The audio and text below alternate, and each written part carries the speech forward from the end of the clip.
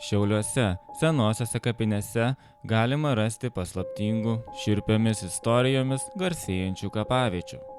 Taip pat ir kapų su keistais užrašais ant paminklų. Bet šios kapinės turi ir stebuklais garsėjančią kapavietę. Ignaco Štacho kapą žmonės laiko stebuklinga vieta. Čia palaidotas kunigas, blaivybės pradininkas Lietuvoje.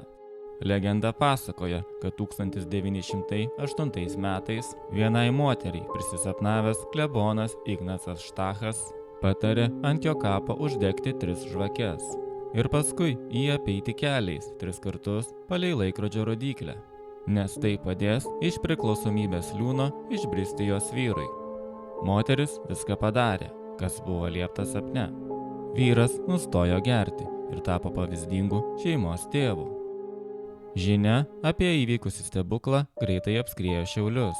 Po to kapą ėmė lankyti ne tik gyvenimu ir vyrais nusivylusios moteris, bet ir gimnazistai bei studentai, norintys išlaikyti egzaminus ar susirasti gyvenimo meilę. Kapinėse šiurpia istorija garsėja ne tik vampyrės kapas, apie kurį papasakojau viename iš savo video, bet ir baisiosios Jadvygos kripta.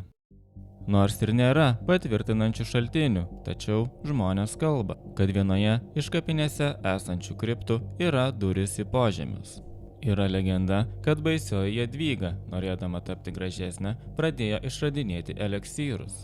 Vieną tokį išgėrus, jos kūnas atjaunėja, bet veidas ne. Nepavykus tapti gražesniai, moteris ėmėsi keršto. Baisioji Jadvyga pasigaudavo moteris, kurios būdavo gražios, ir nusitemdavo į požemius, į kuriuos patekdavo per kriptą, kurioje pati paskui ir buvo palaidota. Požemiuose ant moterų ji testuodavo savo eliksyrą, o bandymams nepavykus, moterų palaikus išnešdavo į parką. Kalbama, kad ji mirė persmeigta medinių kuolų. Taip pat kapinėse galima rasti paminklą, kurio užrašas byloja, kad vienas vaikas mirė nuo bombos, o kitas nuo juodosios rankos. Apie juodąją ranką sklinda ne viena legenda.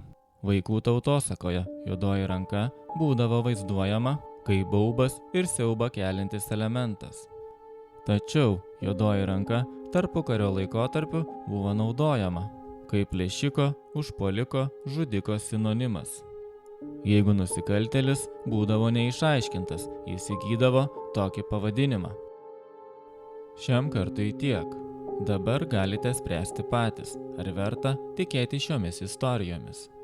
Ačiū, kad žiūrėjote ir tikiuosi paspausite prenumeruoti.